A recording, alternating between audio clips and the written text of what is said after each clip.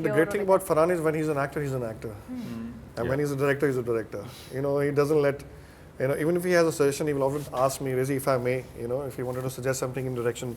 I mean, he's very respectful and wonderful like that. And what a force of nature. Surprising कि इतने बड़े किस्से के बारे में बहुत कम लोगों को पता है और ये बहुत इम्पोर्टेंट है हमारे लिए कि हम this is our Thermopylae this is our you know this is our Sparta where this is where our boys have been the bravest and this is something that has gone down in history where it is very important. This is the only battle that we won. तो नीचे लोग हाथ हिला रहे हैं, hello नीचे आओ नीचे आओ। मुझे लग रहा है कि मुझे अप्रिशिएट कर रहे हैं लोग कि क्या लड़का है, पहाड़ चढ़ गया और मैं उधर से हाथ हिला रहा हूँ, वाह। So he was basically this Farhan's close-up and this guy in the frame waving to everyone. और बहुत ही important close-up था वो extreme wind, extreme dust. You can't open your eyes. There's very hot conditions, then there's very cold conditions. It's extreme weather, and you know the environment is ruthless. It's I had broken like literally all my toes. Honestly बताओ तो film making में तो मैं अभी baby हूँ।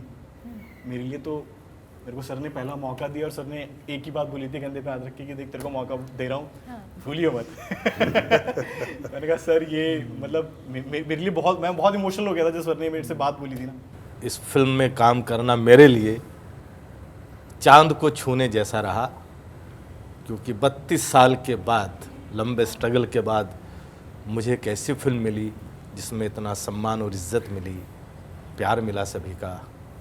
मेरे लिए कोई स्ट्रगल नहीं रहा है, मैं तो राजघराने से रहा हूँ। मेरे पापा का नाम राज है तो मैं उनके घर मेरे पापा का नाम भी राज है। स्ट्रगल तो नहीं ऐसे कि नहीं, राजघराने से। मैं राजघराने से हूँ, मेरा कोई स्ट्रगल नहीं रहा है। तो Luckily I have been blessed and you know have my career has bigger names in it and bigger projects in it, and this is one of the highlights that I've been in, and this has been an experience which is got us closer to understanding, you know, and respecting what the army actually does. Yeah.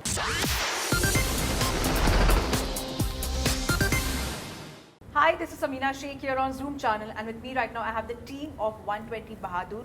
So join me as I welcome all of them only on Zoom. Thank you. First of all, a huge team, I must say that, sir. How was it like working with them? Because every actor has their own perspective towards their craft. Well, working with Farhan Akhtar is a pure delight because I have immense respect for him, you know, man of his caliber. He's a director, he's an actor, and he's fantastic. So, and I'd done some ads with him before, and we were always in talks for a movie, and I'm glad this happened. And what a movie to start your career with him, so, you know. What do you have to say about these actors, you know, because they have equally like contributed with their own respective roles? Well, all these guys, I love them. I mean, the kind of energy they've, you know, I love them. I genuinely love them. The kind of energy they've got into this film, and it's all thanks to all the workshops, the acting workshops we did, because they actually got to know each other really well. They became friends, and that chemistry further transforms into, you know, onto the screen. So I was very happy we did those workshops because that helped really, you know, shape this film. Let's just say that Farhan साहब इनको support करते थे, हम इनको तंग करते थे। I could feel like they have been enjoying a lot. Yeah, well, they've traveled me a lot. I'm telling you. Yeah. We had fun. They traveled me a lot, especially this guy here. But it's all in good faith. So, yeah. And he's wondering, like, did I really do that? No, he knows very well what he's done. Okay, then I really want to know the story now.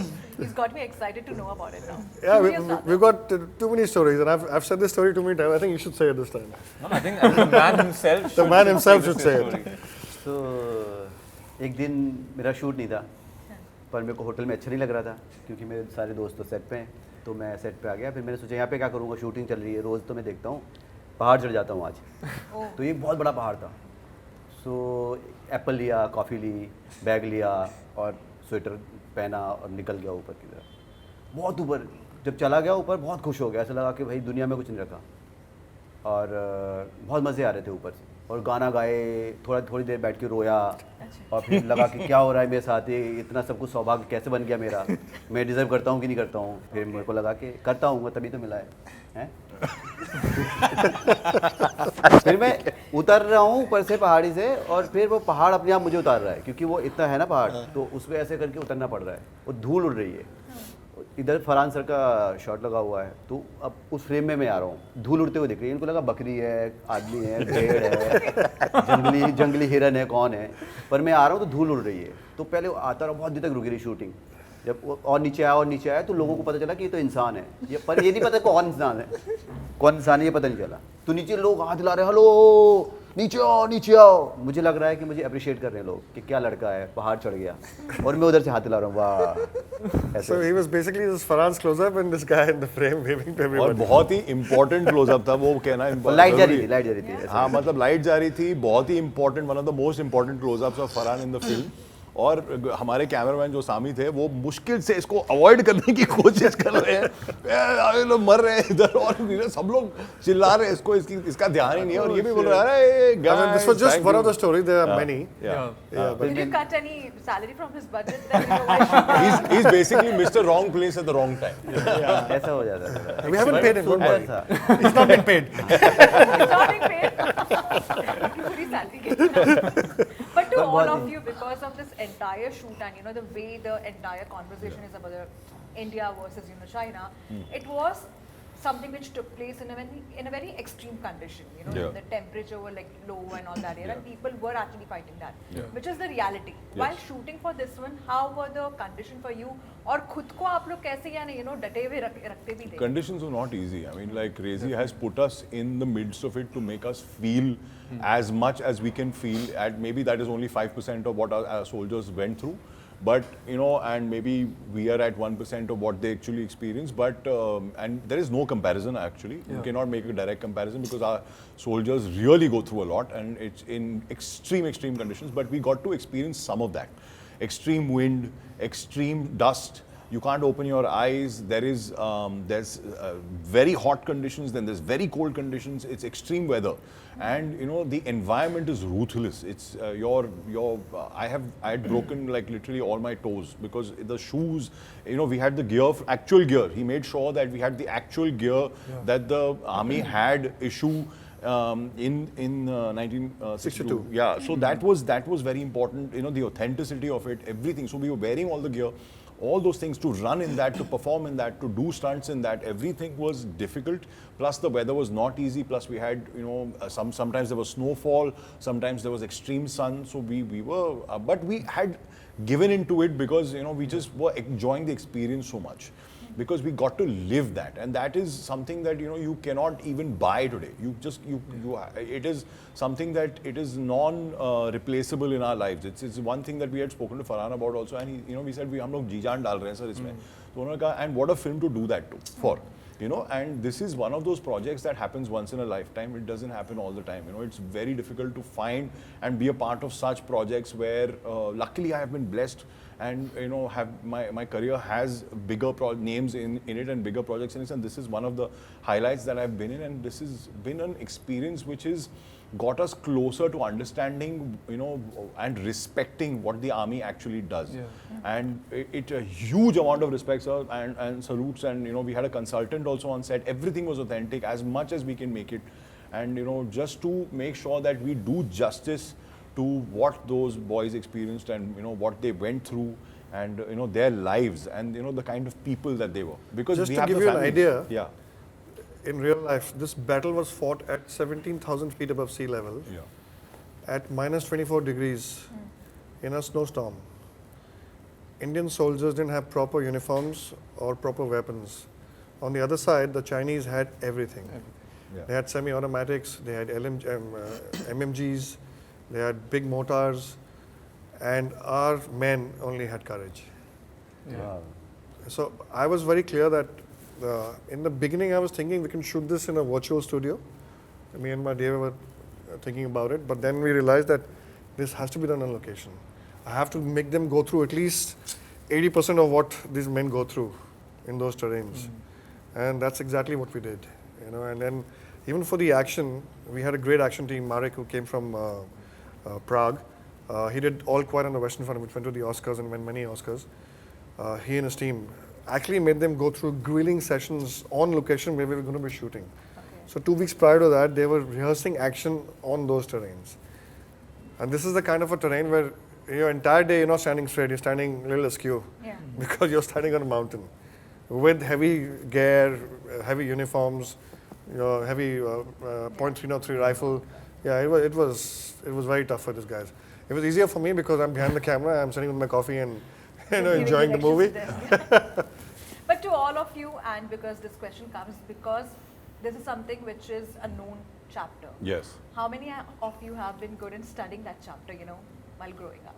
We had Have to, you we all- had to. I mean, we went and we did our research because honestly we were not very aware of this, And it's surprising कि इतने बड़े किस्से के बारे में बहुत कम लोगों को पता है और ये बहुत important है हमारे लिए कि this is our Thermopylae, this is our this is our Sparta where this is where our boys have been the bravest and this is something that has gone down in history where it is very important. This is the only battle that we won in that war. So this is very important for it to be mentioned and to be recognized and the soldiers' contributions to be recognized in this battle. So that was very important. We did our best to kind of study and make ourselves look and feel the kind of parts that we were playing because there's very little about them. There's very little information. If you search the net also, there's very old pictures and those those small pictures, pixelated pictures. There are not too many pictures of them. In fact, we went to the museum. They actually saw all the uniforms. We tried to push ourselves as much as we could to feel and experience that as much as we could and derive as much information and wealth of that knowledge of and Rezi of course was briefing us every day on So the it was a kind little of- different for me because I grew up with the story. yeah My father was in the army. yeah My brother is in the army. So my father used to tell me the story vaguely, but it's only when I became a filmmaker, my brother sat me down one day, I said, let's just sit down. I'm going to tell you a story today. And he told me the story and I told him, Bhaiya, I have to make this film.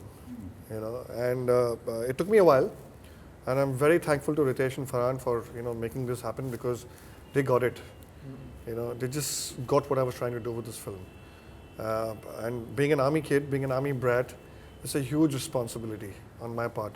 So what he's talking about, all the detailing, the kind of detailing we have in the script and on film, it was a must for me because otherwise I'll get shot by men. And I feel जो कुछ लोगों को war के जिस जंग के बारे में पता भी है उनको ये नहीं पता कि किस तरह ये लड़ी गई. आप ठीक है कुछ लोग हैं जिनको पता है कि हाँ हुई थी battle of Rezang La Indo China war में हुई थी पर वो एक I think it started around 8 PM in the night 9 PM No, it started at say about 3-4 in the morning and and ended at about 9:30-10 in the morning. तो जो वो 7-8 घंटों में हुआ वो किसी को नहीं पता मतलब बहुत कम लोगों को पता है कि कैसे इन लोगों ने रोका उस 3000 के फोर्स को. So for that I feel this film is really important. Especially to all of you because एक ये फिल्म है जो बनी है and basically which speaks about the soldiers on front but at the same time there is discussion about the soldiers on on their life basically. When I say so, the personal life of the soldiers equally matter. So many times they just go to fight the war, not even real and not though they know basically that they may come to home, they may not come to home. The family is not mentally ready for that that loss. And we have seen in these few years how our soldiers have sacrifice their lives, for the wars they have fought, and it's not that an easy job, to just say, write a tweet out there on a social media.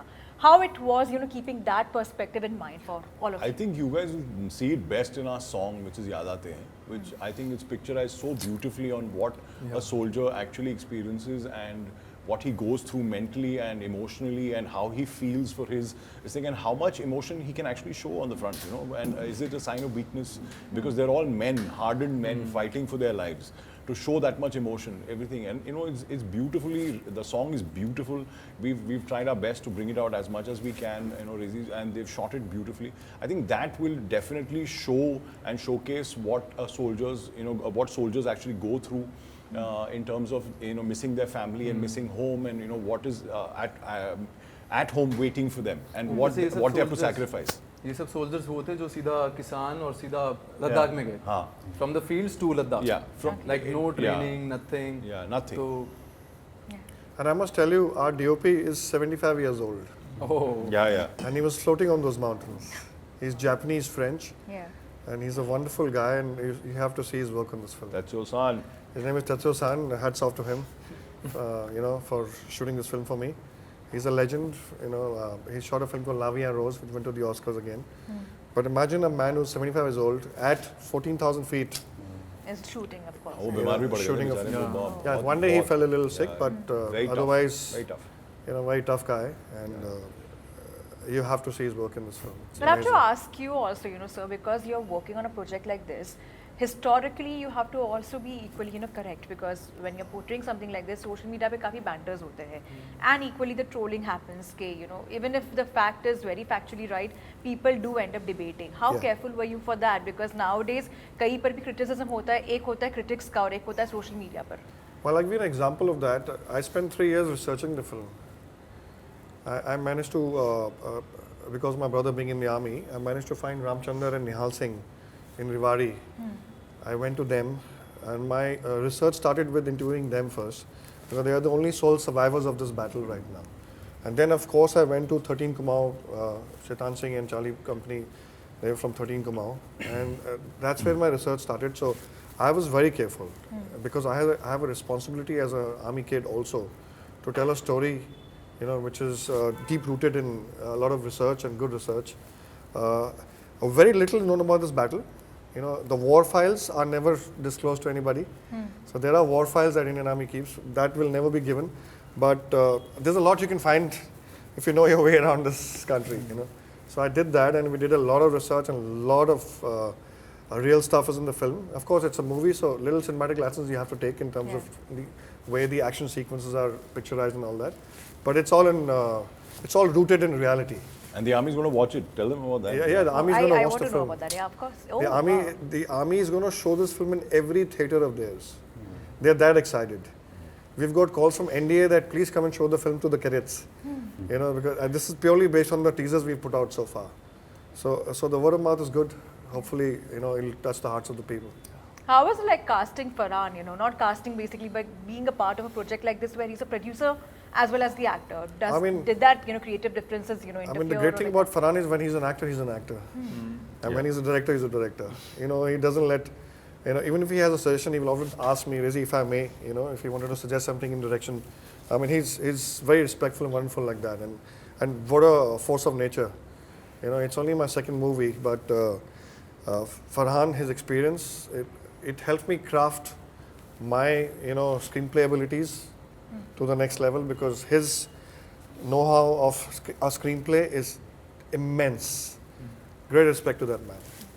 To you, Vivan, I have seen your career journey, from being a part of an album to, doing Talash, where you literally made that noise that, okay, he's a part of such a movie, and then now doing something like this. And in between, you have done some, some wonderful projects.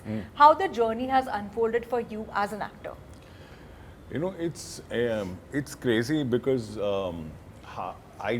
something in my fate has put me in the best of films, like from Chak De to Rab Ne Bana Di Jodi to a Talash to a Dangal to every film of mine has been a hit and a massive hit, and thank you God for that. I thank my stars. I've been a part of this experience also, which was just came out of the blue. And Bombay Meri Jaan, everything like iconic stuff, and when I look back, I have no regrets, and that is something that most actors don't get to say. So I love the fact that I get to be a part of this kind of cinema and experience this kind of cinema. And I've worked with all the Khans, I've worked with Akshay Kumar, I've worked with all the big stars. It's just been a privilege and honor and a blessing in disguise that I get to do this job as my livelihood, and Rizzi I know from MTV days, so it's been like it's all come together, it's all coming together slowly and steadily, because we as outsiders have a very long and arduous path. It's been 20-25 years. We just keep you're banging your head against that wall one day, hoping that it will crack and you will get a peek through it, and that is what is happening slowly and steadily. And luckily for me, we've some cinema has picked up, and I have formed a nice niche for myself where I am getting calls for certain things, and that is wonderful, and that is such a blessing, and I thank my stars every day. You know, I've been in your chair. I've been part of that also. I've done bits of, you know, everything, taking interviews to being being interviewed myself. So it's a privilege. Thank you so much. To each one of you, you know, minus the director, I have to ask that what made you be a part of the world of acting, because it's not that easy also. Some days you get to see the sun, some days you don't get to see that, you know. So how it has been for each one of you?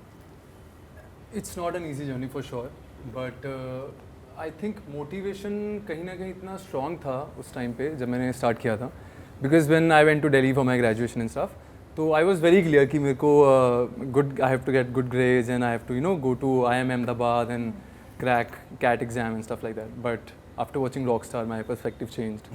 And then I was like कि नहीं यही करना है मेरे को. मैं कहा पापा मेरे को एक्टिंग करनी है. कह रहे देख ले 2-3 साल है, इससे ज़्यादा टाइम नहीं दूंगा, फिर नहीं तो बिजनेस पे बैठना है.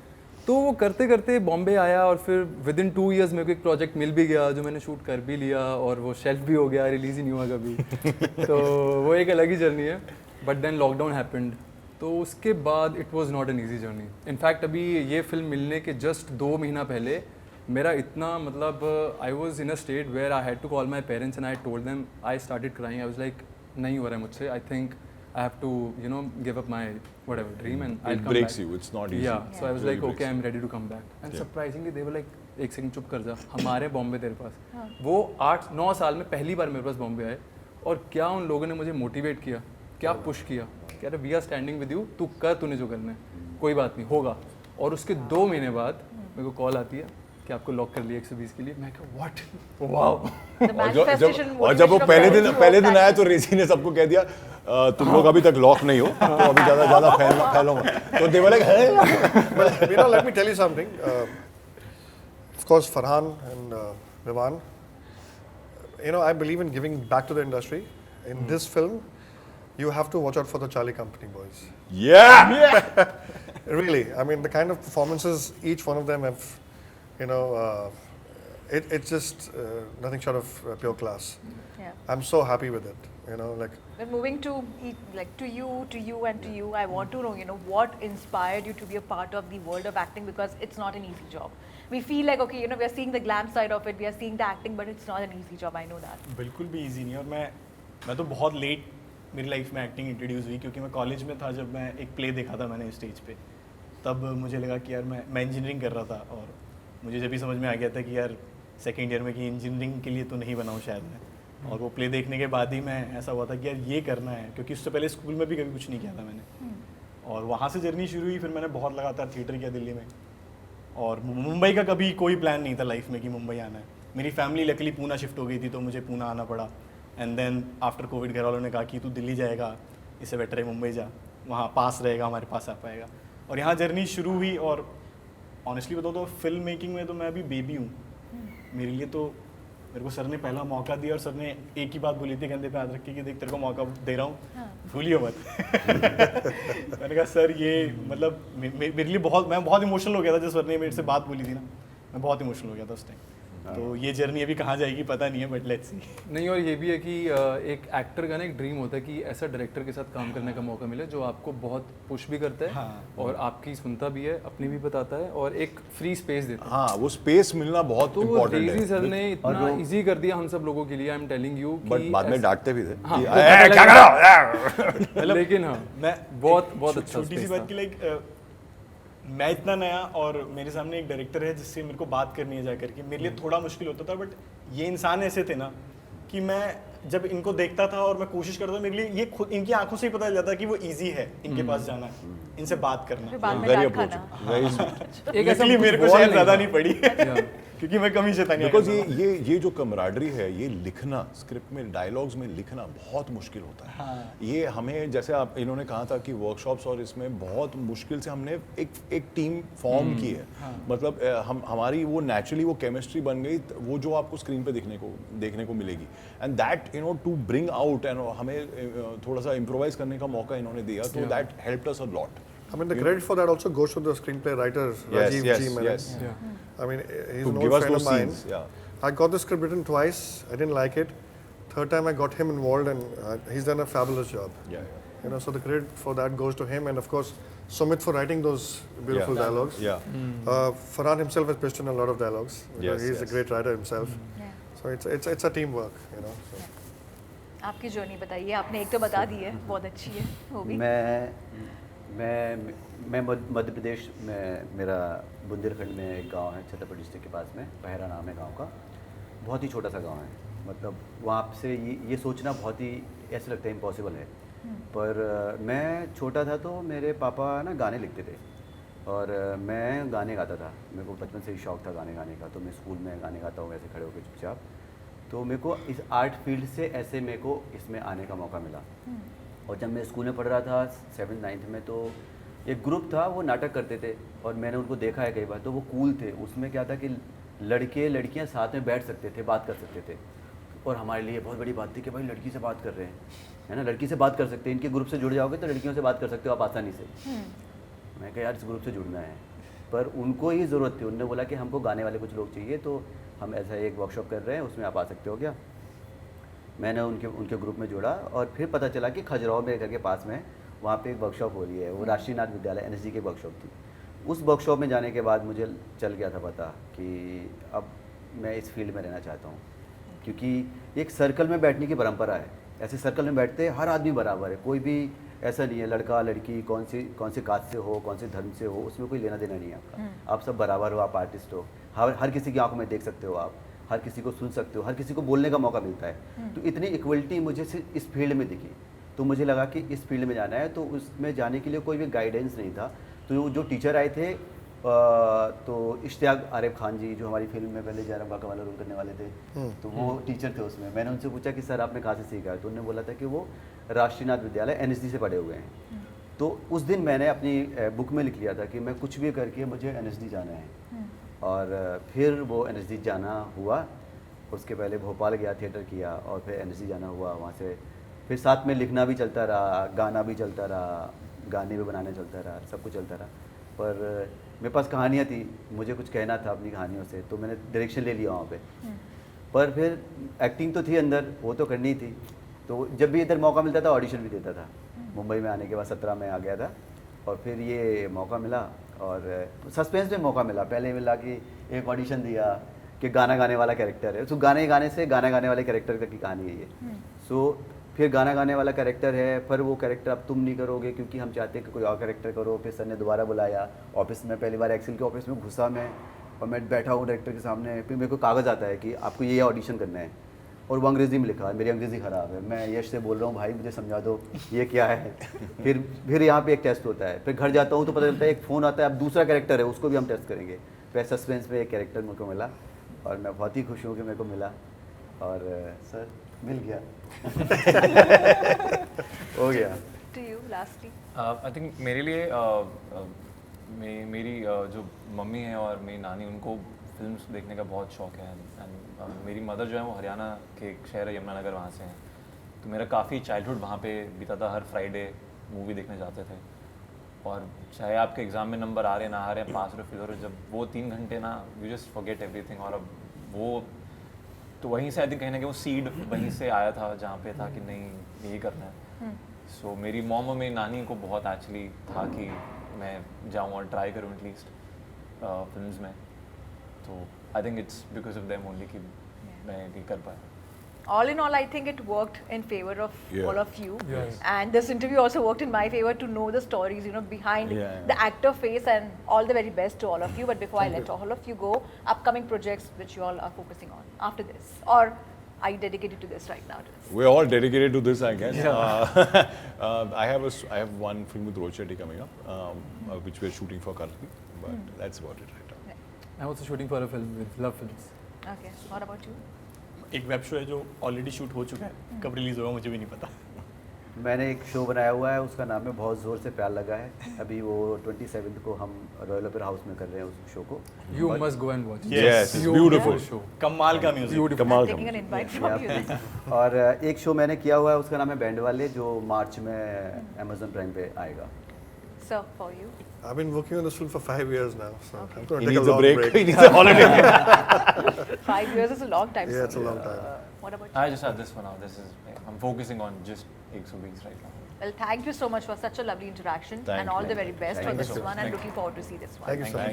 फिलहाल यहाँ पे 5 एक्सेसिबल है मुझे, और 5 की जर्नी मुझे जाननी है while working on Sam Bahadur, starting with you, Ritesh. पहली बात तो ये कि इस फिल्म में काम करना मेरे लिए चांद को छूने जैसा रहा, क्योंकि 32 साल के बाद, लंबे स्ट्रगल के बाद मुझे एक ऐसी फिल्म मिली जिसमें इतना सम्मान और इज़्ज़त मिली, प्यार मिला सभी का। तो मैं बेहद खुश हूँ और मैं शुक्रिया अदा करूँगा एक्सेल एंटरटेनमेंट का कि उन्होंने मुझे इस काबिल समझा कि मैं इस फिल्म का हिस्सा बन सकूँ। अब आप जब कहते हैं कि 32 साल बाद, तो 32 साल पहले आपने क्या किया था जो आप अगर बता सकते हो लोगों को? एक्चुअली कहानी बड़ी लंबी है। बेसिकली मेरा पढ़ाई में मन नहीं लगता था और एक दिन मैं मेरा गांव है जहाँ पे मिट्टी के मकान होते थे, मैं छत पे लेटा हुआ रेडियो सुन रहा था। तो रेडियो में एक इंटरव्यू आ रहा था संजीव कुमार साहब का, जिसको ले रहे थे अपना अमीन सियानी साहब, बाद में मुझे पता लगा। तो उन्होंने कहा, अमीन सियानी साहब ने, कि हरी भाई, संजीव साहब का नाम हरी भाई हुआ करता है, तो उन्होंने पूछा कि आपको कब लगा कि आपको फिल्मों में आना चाहिए? तो उन्होंने कहा मेरा पढ़ाई में मन नहीं लगता था, स्कूल के बाहर बैठा रहता, तो मैंने सोचा कि मैं एक्टर बनूंगा। मुझे लगा गुरु यार पढ़ाई में मन तो मेरा भी नहीं लगता है, मैं भी स्कूल बंक करता हूँ। मैंने कहा मैं भी एक्टर बनूंगा। अब कैसे बनना, कैसे बनूंगा, कुछ पता नहीं था। तो फिर अखबार में एक दिन इंटरव्यू पढ़ा, उसमें लिखा हुआ था इश्तिहार की, बच्चन साहब की तस्वीर लगी हुई थी कि इनकी जगह आप भी हो सकते हैं। उसमें एक एड्रेस लिखा हुआ था लखनऊ का। तो मैंने उस पते पर अर्जी भेजी, वहाँ से कॉल आ गया कि आपको सेलेक्ट कर लिया है और आप 15 दिन के बाद फला जगह पे पहुँचिए। अब उसमें कुछ 1000 रुपये की डिमांड थी। अब पैसे थे नहीं थे, मैं किसान का बेटा, मजदूर आदमी। मैंने कहा क्या करूं, कैसे करूं? तो पहले मैंने मेरी माँ के सोने के कुंडल थे वो बेचे 210 रुपये में। उसके बाद मैंने साइकिल बेची अपनी। फिर मेरे पिताजी को रेडियो मिला था दहेज में फिलिप्स का, वो बेचा। फिर मेरा एक दोस्त था खास, राम निवास नाम है उसका, अभी भी है, तो मैंने उसको साथ लिया और उसकी भी रेडियो बिकवा दिया, साइकिल बिकवा दी। अच्छा। और वो सारा सामान बेच के हम लोग जलालाबाद एक स्टेशन है वहाँ पहुँचे। अब हमें ये भी नहीं मालूम था कि टिकट कहाँ मिलता है। हमें लगा जैसे बस में मिलता है वैसे ही मिलेगा। हाँ। हम अपना ट्रेन में बैठ गए, लखनऊ पहुँच गए। तो वहाँ रात को 2:30 बजे के आसपास पहुँचे, तो सर्दियों के दिन थे। उन्होंने बोला कि अब सुबह आइएगा। तो फिर वहाँ से बहुत सारी चीज़ें हुई, हमारे सारे पैसे चले गए, इधर घर वालों में लड़ाई बज गई। मैं बहुत बदमाश हुआ करता था घर वालों के हिसाब से। तो वहाँ की तुम्हारा लड़का जो है हमारे लड़के को लेके भाग गया, ऐसा वैसा, तो इस तरह की चीज़ें हुई। तो लड़के को लेके भाग गया लड़का बड़ी मुश्किल से जब गांव जाने की बारी आई कि भाई गांव कैसे जाएं, सारा सामान बेच चुके हैं। लखनऊ स्टेशन के बाहर हम खड़े हुए थे, तो पता नहीं वो बोला कि भाई मैं तो घर जा रहा हूँ। मेरी जो उसने कुतिया पाली हुई थी, बोले उसके वो बच्चे देने वाली है, मैं उसके बगैर रह नहीं सकता, मैं तो घर जाऊँगा। तो मैं भी फिर उसके साथ किसी तरह से ट्रेन में बैठा। फिर हम पकड़ लिए गए कि टिकट लाइए। हमारे सारे पैसे तो चले गए थे। तो उसमें फिर मैंने कहा हमारे पास तो टिकट है नहीं, कोई आए नहीं देने। बोले टिकट नहीं देने आया? बोले, मैंने कहा हाँ। बोले टिकट तो स्टेशन से लेना पड़ता है। अरे मैंने कहा सर हम तो पहले भी ऐसे आए थे। तो उनको लगा कि इनोसेंट है, तो हमको छोड़ दिया गया। उसने खुद पैसे दिए हमें 10 रुपये। हाँ। और फिर हमने स्टेशन पे पहुंच के वापस कुछ खाया पिया, अपने घर पहुंचे। फिर घर पहुंच के हमारा बहुत स्वागत हुआ लाठी डंडों से। मेरे घर वालों ने बहुत पीटा। मिथुन साहब का फ़ैन होता था मैं, इतने बड़े बड़े बाल थे। तो मेरे पिताजी ने अगले दिन नाई को बुला करके मेरे सारे बाल कटवा दिए, गंजा कर दिया, और मुझे बोला कि तू हीरो बनेगा। ये देख हरी राम नाई का लड़का हीरो बनने गया था, आज भूसे की दुकान खोल के बैठा है। तो मैं थोड़ा सा तेज था, मैंने बोला कि मैं हरी राम नाई के लड़के को देखूं हैं या हरिवंश राय बच्चन के बेटे को देखूं जो सबका स्टार बना बैठा, बाप बना बैठा हो। फिर बहुत मेरी कुटाई हुई, वो मेरा एंड हुआ। फिर ये फिर उसके बाद में आपने यानी उसके बाद फिर धीरे धीरे रास्ते मिले जी। What about you Ashutosh? So सबसे पहले तो thank you so much. And मैं बेसिकली एक बहुत छोटी सी जगह है उत्तर प्रदेश में, एक ज़िला है अम्बेडकर नगर, वहाँ से रहता हूँ। And pretty much the same कि हमारा भी एग्रीकल्चर बैकग्राउंड है, हमारी भी फैमिली किसानी में है। तो वहाँ से एक जर्नी, मतलब एक सपना, पता नहीं क्यों बचपन से स्कूल में, when I was very young, तब से मुझे स्कूल के नाटकों में हिस्सा लेना, उसमें काम करना बहुत पसंद था। तो बट ये नहीं पता था कि ये रास्ता कैसे है, क्योंकि गांव में आपको इतना एक्सपोजर मिलता नहीं, आपको ये पता नहीं होता कि आप कैसे कहाँ पहुँच सकते हैं। So I was good in studies, तो एक होता ही है कि घर वालों का कि इंजीनियरिंग करो और जाओ। तो मुझे थैंकफुली सारे यूपी के मोस्टली सारे कॉलेजेस मिल रहे थे, government colleges, after competing in the exams उस वक्त जो हुआ करते थे। But I still chose to come to Pune to do my engineering, my graduation, क्योंकि मुझे लगा कि वो मुंबई के पास है तो शायद वहाँ पे मुझे थोड़ा सा पता चल पाएगा कि कैसे इस फील्ड में जाते हैं। तो थैंकफुली मेरा इंजीनियरिंग कॉलेज पुणे में था। वहाँ पे मैं इंजीनियरिंग में तो खैर उतना मन लगता नहीं था, लेकिन उसके अलावा म्यूज़िक टीम में और जो नाटकों की टीम हुआ करती थी उनमें जितना भी मौका मिला उसमें काम किया करता था। उसके बाद जब मेरा प्लेसमेंट हुआ तो मैंने सबसे पहले वहाँ पे एक थिएटर ग्रुप था वो ज्वाइन किया।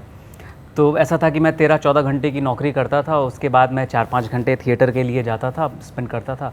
तो बहुत बार यूँ होता था कि सोने का भी मौका नहीं मिल पाता था। तो ऑफिस में, कॉर्पोरेट में एसी के नीचे जब बैठ के सिस्टम पे आप काम करते रहते हो तो बहुत बार बड़े ज़ोर के झोंके आते थे नींद के, तो मैं ऑफिस के वॉशरूम्स में जाके सो जाया करता था। तो कुछ वक्त तक ये सिलसिला चलता रहा। फिर मेरे और थिएटर ग्रुप के में भी जब काम करता था तो मेरे सर बोलते थे कि इसके पास पोटेंशियल है बट ये वक्त नहीं दे पाता। सो आई थॉट कि अगर है तो एक बार ट्राई करने में क्या बुराई है। So I started applying for drama schools. तो भारतीय नाट्य अकादमी है लखनऊ में, वो ड्रामा स्कूल, वहाँ पे मेरा एडमिशन हो गया।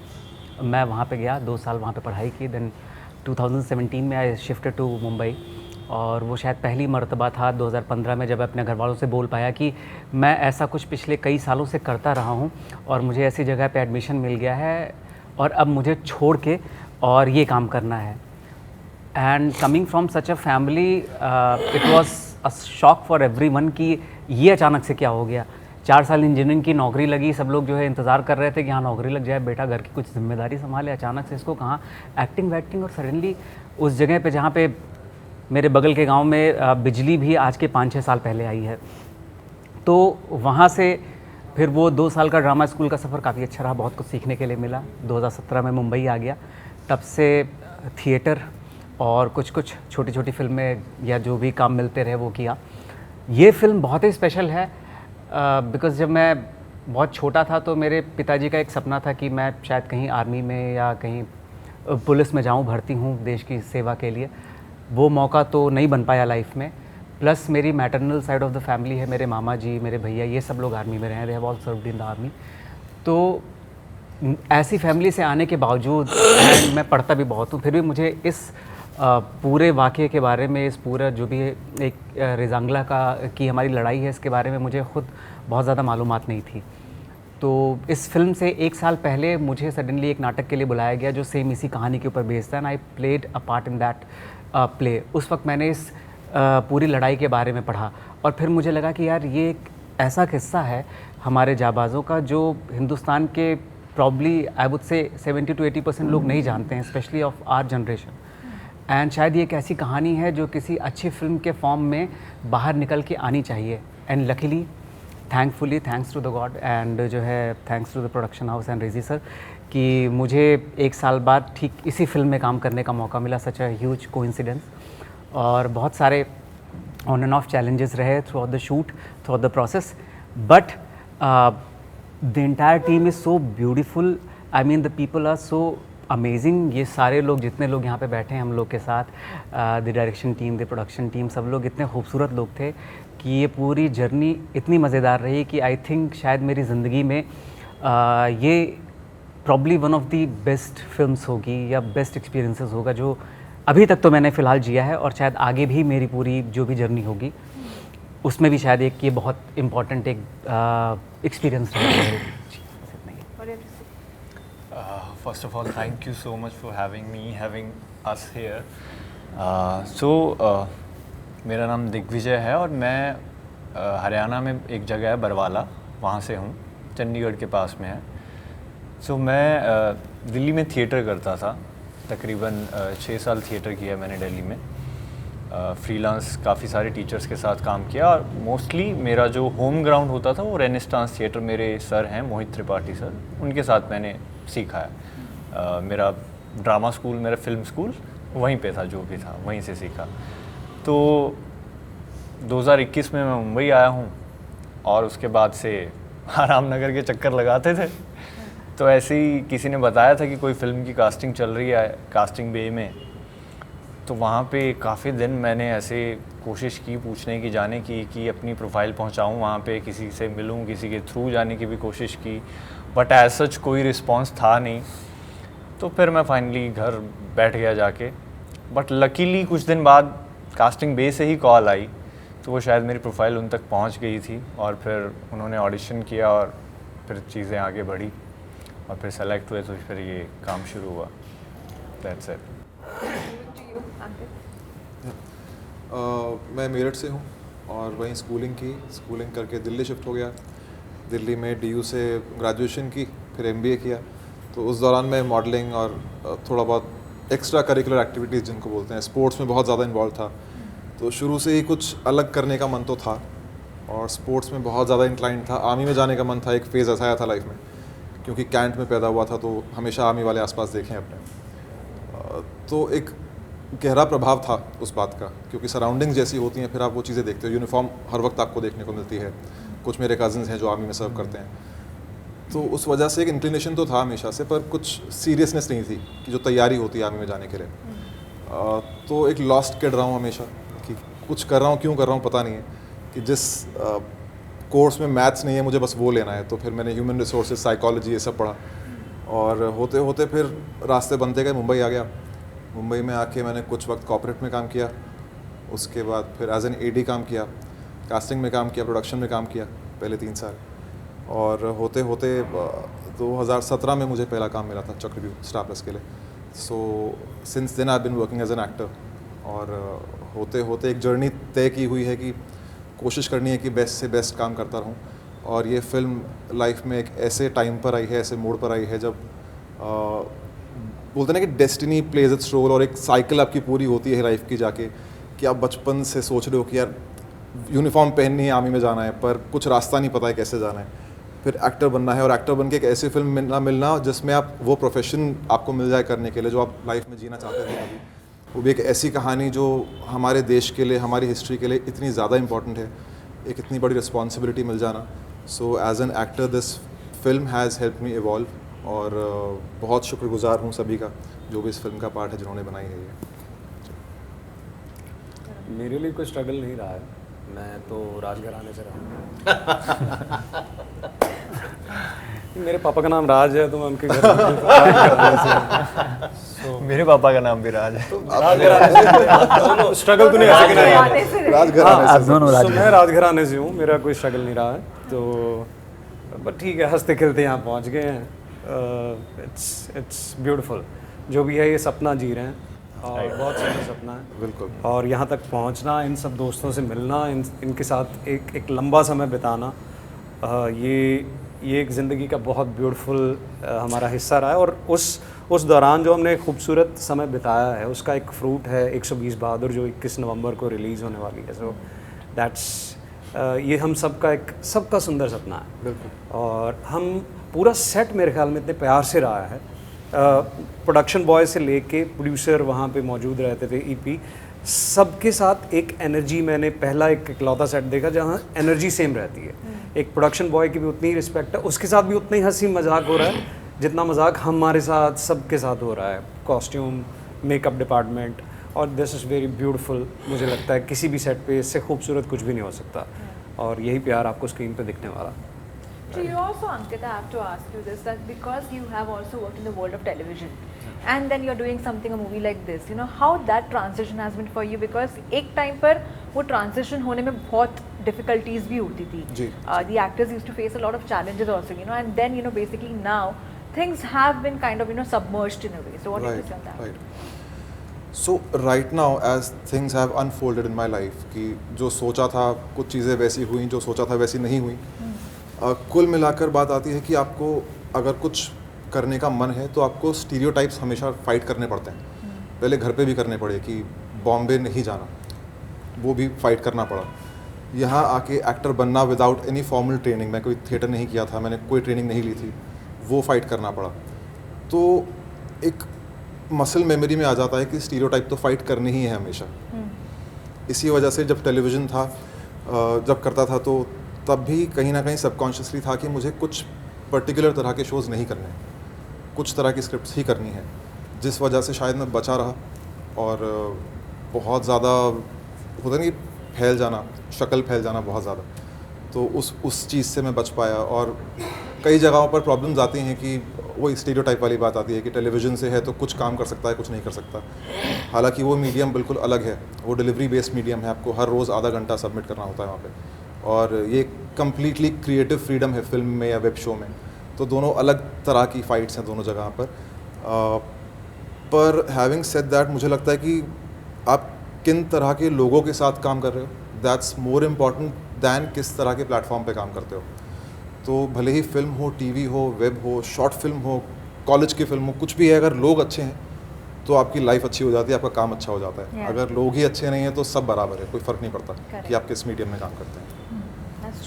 But to all of you, you know, ये फिल्म की बात करें, एक तो लोग तो अच्छे ही थे, but at the same time extreme weather conditions भी थे, because the film kind of focuses also on that, because the reality ऐसी थी कहीं ना कहीं कि जहाँ पर extreme weather conditions थे और एक इंडिया वर्सेस चाइना का वॉर हो रहा था।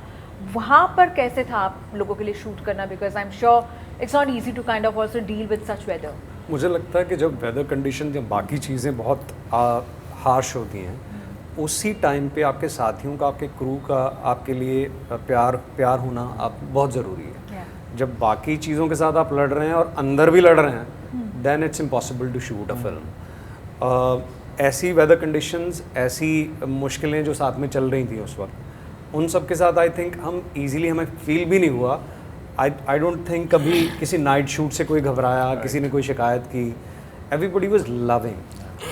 हमें सुबह उठते ये होता था, या रात को शूट पे जाने से एक्साइटमेंट होती थी कि अभी हमें सेट पे जाना है। और जिस दिन कईयों का शूट नहीं होता था तब भी ये लोग सेट पे चले जाते थे कि आज शूट नहीं है, फिर भी हम सेट पे तो जाएंगे। ये खूबसूरती थी। तो आई थिंक वेदर कंडीशंस इसीलिए हम झेल पाए।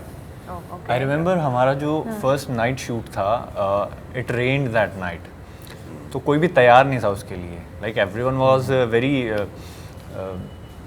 हैप्पी कि हाँ आज नाइट शूट होगा, देखते हैं क्या होगा। बट वो इतनी ठंड थी, हम और वहाँ पे बारिश से जो भी वहाँ कीचड़ फैला, but everyone was like on their toes. उस बारिश की तैयारी नहीं थी, प्रोडक्शन तैयारी नहीं कर पाया क्योंकि सरप्राइजिंगली बारिश हो गई।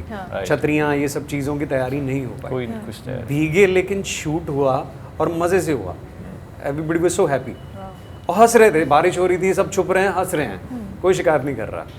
पर ये एक हिस्ट्री में एक बहुत ही अहम चैप्टर भी था। And I am sure like something, when you see something like this, especially जब films होती है, you know, patriotism पर, people are very you know, very emotional and sensitive towards a subject like that. To each one of you, how careful were you with your approach आपके characters की तरफ, क्योंकि एक ऐसा portrayal भी है कि जहाँ पर आप audience को एक emotion बता रहे हो, and at the same time you cannot downplay that. How careful were you while depicting that? उसमें एक्चुअली मेरा जो मानना है कि मैं थिएटर बैकग्राउंड से हूँ, पिछले 32-35 साल से कर रहा हूँ थिएटर। पहले इप्टा में था, फिर यहाँ पे नादिरा बब्बर जी, पंडित सत्यदेव दुबे जी, बहुत लोगों के साथ काम करने का मौका मिला। और मेरा खुद का ग्रुप भी है थिएटर वाला ट्रस्ट के नाम से, तो मैं प्ले करता रहता हूँ। मेरा ये मानना है जब भी कोई कैरेक्टर किया जाता है, मैक्सिमम लोग बाहर काम करते हैं, बाहर। मैं समझता हूँ कि अगर आप एक कोई कैरेक्टर आप प्ले कर रहे हैं, अगर आप उसका माइंड अडेप्ट कर लेंगे, उसका जो दिमाग अगर आपने अडेप्ट कर लिया, तो मुझे लगता है कि वो किसी भी तरह का परिवेश हो, किसी भी तरह का मौसम हो, वो मौसम फिर आपके अनुकूल हो जाता है। ना आपको ठंड लगती अगर आप बर्फ़ में हैं, क्योंकि आपने महसूस किया है कोई जो जैसे मैं फौजी का किरदार कर रहा हूँ, किया मैंने, तो फौजी इस तरह की चीज़ों में रहते हैं, इस तरह के उनके साथ परेशानियाँ आती हैं। तो अगर आपने माइंड अडेप्ट कर लिया है तो आपको कुछ करने की ज़रूरत नहीं है, बाहर नहीं देखना है। तो उस पर एक बड़ी अच्छी लाइन है कि पहले अल्फाजों को खूं दिल का पिलाओ तो सही। लोग बाहर तैरते हैं समंदर में, जब आप डूब के नीचे जाएंगे तो रंग बिरंगी मछलियाँ दिखेंगी, कितने कलर्स होते हैं, कितना ब्यूटीफुल होता है। लोग बाहर तैरते रहते हैं। तो मेरी जो जर्नी रही, मेरे जो गुरु रहे, उन्होंने यही सिखाया कि बेटा डूबिए आप। तो उसी पे लाइन है कि पहले अल्फाजों को खूं दिल का पिलाओ तो सही, बात खुद ब खुद बन जाएगी, बाद उसके बाद जमा पे लाओ तो सही। मेरा मानना है। आई वांट टू मेंशन रेजी है, राइट। सो हम जो भी, क्योंकि इन किरदारों को हम निभा पाए, और जहाँ तक आप कह रहे हैं रियलिटी के पास जैसे कि लेके जाना कितना मुश्किल होता है, बिकॉज हम कहीं उनके साथ इनजस्टिस ना करें, क्योंकि रेजी बहुत क्लियर थे। हमारे director he was very clear कि मुझे क्या चाहिए, ये मेरे किरदार कैसे दिखने चाहिए, क्योंकि हम कैमरा के सामने होते हैं, हम जो परफॉर्म कर रहे हैं हमें कई बार नहीं पता चलता है कि क्या कैसा सामने दिख रहा है। सो हमारे director he was very clear, उनको क्या चाहिए, कैसा चाहिए, और उन्होंने हमसे करवाया। वो लाजवाब, अमेजिंग, दोस्तों की तरह हमें रखा, मतलब महसूस नहीं होने दिया किसी भी लेवल पे कोई फियर हो, होता ना डायरेक्टर के साथ थोड़ा सा यार कुछ गड़बड़ ना हो जाए, दोस्तों की तरह रखा, ऐसा कंधे पे हाथ रखा, ऐसे मोहब्बत से काम निकलवा लिया। जैसे कहीं थोड़ा बहुत लेफ्ट राइट होता था, नहीं थोड़ा गलत जा रहे हो, इधर आ जाओ। इस मामले में रेजी सर का कमाल है, मतलब I salute him. Also I think कि इस स्क्रिप्ट पे sir have been working for a very long time, तो he was very particular and he has researched a lot and the entire team. तो उन्होंने सारी जो भी छोटी से छोटी लेके बड़ी से बड़ी जानकारियाँ हैं, उन सब पे काफ़ी रिसर्च की थी। सो कि आई डोंट थिंक कि आपको उसमें कहीं पे भी ऐसा किसी भी जगह पे लगेगा। So we were very much clear कि what we are gonna do, because उनको पता था कि सब कुछ ऐसा ऐसा ऐसा है। I have done all the research, everything is ready, and even हमारे सामने हमने कितने ड्राफ्ट्स उस फिल्म के जो है रीड किए हैं। तो वो डिटेल्स, क्योंकि जब आपके डायरेक्टर और आपकी पूरी डायरेक्शन टीम जब वो पता होता है उनको कि क्या करना है, तो it's always a directors medium. तो हमें जो है जो बता दिया जाता था कि हाँ ये चीज़ है, तो we were also very much clear कि हाँ कैसे कैसे क्या करना है और किस डायरेक्शन में जाना है। So that is why. हाँ, और एक इनहेरेंट इज्जत भी होती है, एक प्यार होता है जब आपको पता होता है कि आप आर्मी वाले का किरदार प्ले करने जा रहे हैं। तो एक हर इंडियन के दिल में एक प्यार, जज्बा और वो प्राइड हमेशा होती है कि एक बार यूनिफॉर्म पहनने को मिल जाए, तो आधा काम तो वहीं हो गया हम सबका। The respect it holds. Uniform पहनी तो अब आप ऑटोमेटिकली अब आप सारी कंप्लेंट्स भूल जाएंगे। और जिस ज़माने की बात है 62, तो उस वक्त पे जो लोग बॉर्डर पे थे उन लोगों ने 47 भी देखा है। उन्होंने वो डिफ़िकल्टीज़ देखी हैं जो हम इमेजिन भी नहीं कर सकते। तो उनके दिल में जो देश को लेकर जज्बा और प्यार रहा होगा, बस उसका अगर 1% भी हम अपने अंदर ला पाए कि क्या फ़ील किया होगा उन लोगों ने कि यार इतनी डिफ़िकल्टीज़ झेल के अब हम फ्रीडम मिल चुकी है, हमें फिर से अटैक हो गया है, फिर से लड़ाई हो गई है, दोनों तरफ से लड़ाइयाँ हो रही हैं, तो उनका जज्बा इमेजिन करना तो इम्पॉसिबल है, पर अगर उसके आसपास भी अगर हम आ पाए तो वही हमारे लिए बहुत बड़ा अचीवमेंट होगा। कई बार इनफैक्ट हम लोग बैठ के डिस्कस करते थे कि जब जैसे आपने पूछा ना कि वहाँ पे मुश्किलें या चैलेंजेस का क्या सीन था, तो जब हम लोग उस प्रोसेस में थे तो कई बार ये आपस में बातें भी होती थी कि हमारे पास तो सारी सुविधाएं हैं, we have everything and we are performing under very supervised conditions. वो लोग जिनका चरित्र हम निभाने की कोशिश कर रहे हैं या जिनकी ज़िंदगी को हम छू रहे हैं या जिस कहानी को हम सामने लाने की बात कर रहे हैं, उन लोगों ने -20 से -30 डिग्री के टेम्परेचर में without any reinforcement, without any good equipments, और जो है क्या कहते हैं उस ज़माने में उतनी सुविधाएं नहीं हुआ करती थी, और वो जंग लड़ी और उसमें मेजरली सबकी शहादतें हुई। तो अगर वो उस एक्सट्रीम कंडीशन में कहीं पे भी पीछे नहीं हट सकते हैं, तो हम जो उनकी ज़िंदगी को दिखाने की कोशिश कर रहे हैं, हम अगर थोड़े बहुत चैलेंजेस आ भी जाएँ वहाँ से, तो हम कैसे पीछे हट सकते हैं। And also we were train very much, like हमारी यहाँ पे भी ट्रेनिंग हुई थी, प्लस वहाँ पे भी जाके ट्रेनिंग हुई थी, हमें मौका दिया गया था to get acclimatise with the weather and everything. And lastly, like as we speak about the weather conditions, सबसे ज़्यादा toughest सीन कौन सा था हर एक इंडिविजुअल के लिए शूट करना? Like I am sure like when you were shooting सबका एक एक्सपीरियंस होगा जहाँ पे वो बहुत टफ भी होगा शूट करने। आई थिंक बैटल के सीक्वेंसेस जो हैं, क्योंकि उस वक्त जो प्रैक्टिकल इफेक्ट्स यूज़ हुए हैं, स्नो वाले, ब्लास्ट, धूल मिट्टी इतनी होती थी, ठंड, नाइट शूट्स में, धूप में, तो और ज़्यादातर स्टंट्स भी जो हैं वो सब ने अपने आप ही किए हैं, सभी ऑलमोस्ट सभी स्टंट्स। तो हम गिरते भी पहाड़ के ऊपर ही थे, और जो ब्लास्ट होता है तो मिट्टी बहुत उड़ती है, पत्थर बहुत उड़ते हैं, तो वो सब मुंह के अंदर जाना, और वो कंटिन्यूस 4-5-6 दिन तक एक ही सीन चलते रहना, और वो स्नो के जो फ्लेक्स होते हैं वो सांस में जाना। और हम काफ़ी सुबह सुबह शूट शुरू करते थे, अराउंड 5-6 बजे हम लोग सेट पे होते थे और शाम 5-6 बजे तक वापस। तो मेरे ख्याल से वो जो एक्शन सीक्वेंसेस रहे हैं ना, दे वर डिफ़िकल्ट। हमें बीच बीच में ऐसा लगता था 10 कदम अगर हमने रनिंग की, हे भगवान आज बचा लो, आज बचा लो, ऐसी हालत होती थी, सांस नहीं आता था, गए ऐसा लगने लगता था। बहुत डिफ़िकल्ट था क्योंकि वहाँ पे ऑक्सीजन लेवल जो है बहुत ही कम था, बहुत कम। लेकिन हमें पहले ट्रेन कर दिया गया था, 2 दिन हम होटल में रहे, फिर वहाँ पे ट्रेनिंग हुई। मतलब मैं 10-10 किलोमीटर नॉन स्टॉप दौड़ता था। जब वहाँ पहुँचे एक रनिंग करनी थी मुश्किल से 200 मीटर की, मुझे लगा यूँ कर लूँगा आराम से, क्या दिक्कत है। मतलब 50 कदम पे मैं गिर गया, यह हालत थी। ऑक्सीजन लेवल कम था, बहुत बहुत मुश्किल। अरे बाप रे बाप। तो मैं सैल्यूट करता हूँ मैंने उन फौजियों को जो मेरे देश के नौजवान हैं, जो हमारे लिए खड़े हैं, जो रियलिटी में like every day fighting for us, जिनकी वजह से हम लोग जिंदा हैं। हमें बैटल का शूट जो हुआ है वो करना कितना मुश्किल लगा। उन्होंने बैटल लड़ी है। दैट्स ये असल में आपको सारी पिक्चर एक ही बात में क्लियर हो जाती है। Lastly, before I let all of you go, upcoming projects apart from this you are planning to focus on या कुछ कर रहे हो, अगर बता सकते हो। कुछ चीज़ें हैं, बस वो उसी स्टेज पर है कि बोल नहीं सकता उसके बाद। कुछ एक शूट हुए हैं, वो आने वाले हैं next year, like 3-4 projects are in the pipeline.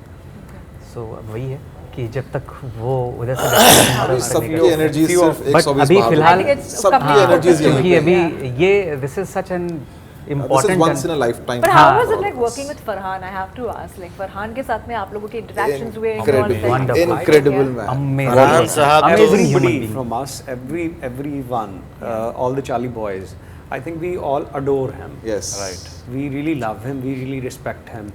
And उन्होंने पहले 2-3 दिनों में ही हमारा दिल इतना जीत लिया था, इतना हमें अपना बना लिया था कि हमें लगा कि यार जब हम कभी ज़िंदगी में हमें किरदार ऊंचा मिलेगा, स्टेज आगे बढ़ेगी लाइफ में, हम बड़े बनेंगे, तो हमें ये बनना, ये वाज अ गोल कि आपको ये बनना। तो that's very amazing. As a co-actor he was so cooperative. I remember there was this scene, शायद से इनका था या किसी एक का सीन था कि सिर्फ उनके क्यूज होने थे, he was not even in the frame. वो रात में 2:30 बजे तक उस ठंड में जो है बैठे हुए थे कि क्यों मैं ही दूंगा, कोई जो है एड ही नहीं देगा, because I want them to perform, जो है उनका बेस्ट परफॉर्म करें, तो इसलिए सो ही सैट देयर। और उनका शूट नहीं था उस दिन। हाँ, अच्छा। एंड ऑफ डे पर -8 डिग्री टेम्परेचर में वो बैठ के सिर्फ क्यूज दे रहे थे, वो फ्रेम में भी नहीं थे। And that is something like, I mean आप इमेजिन नहीं कर सकते हो कि कोई इतना बड़ा celebrity like he made us so comfortable from the very first day कि हमें कभी परफॉर्म करने में ये डर, ये झिझक ये कभी आई ही नहीं। आई मीन मुझे कभी किसी को ऐसा फील नहीं हुआ। I remember we had a scene together with Farhan sir, जिसमें like उनका हो चुका था, like he could have left, कि उनका कोई डबल भी होता वो भी कर लेता, but he stayed there. उनके नी में भी इशू था, but he stayed there whole night, 2-3 nights. So he was there. Amazing. Farhan Every साहब time. के बारे में जैसे मेरा ये मानना है, वो बहुमुखी प्रतिभा के धनी हैं, यानी कि मल्टी टैलेंटेड। राइटर वो हैं, डायरेक्टर वो हैं, सिंगर वो हैं, म्यूज़िक में दखल उनका है ना, एक्टर वो हैं। और सबसे बड़ी बात है जो लोगों में नहीं होती है कि एक बच्चा पैदा होता है आदमी या औरत, लेकिन इंसान बनने में आपको बहुत सेक्रीफाइस करना पड़ता है। जो सबसे बड़ी क्वालिटी उनके अंदर है इंसान, वो आदमी नहीं है, वो इंसान है। तो वो सबकी इतनी रिस्पेक्ट करते थे, मैंने कहा बाप रे बाप, इतना टैलेंटेड आदमी, और मुझसे उन्होंने कभी भी मतलब बगैर सर के बात नहीं कही, कुछ नहीं, कभी नहीं। सर मैंने सर क्या कर रहे हैं आप? बोले नहीं ब्रिटिश नहीं, आपके तो उम्र के हिसाब से हो इन्होंने बहुत कोशिश की पूरे शूट के दौरान, इवन प्रमोशन के दौरान भी, कि ये कहीं से कहीं इस्टेब्लिश कर दें कि मैं उनसे छोटा हूँ, लेकिन ये हो नहीं पाया। हाँ, पॉसिबल हुआ नहीं। वो इस मामले में मतलब सभी के साथ में He लाजवाब। was really हाँ, amazing. मुझे सर नहीं कहते थे, मैं छोटा हूँ ना उनसे। वो आपको कहते हैं। But lovely chatting with all of you, and thank you so much for such a lovely interaction. And all the very best for 120 Bahadur.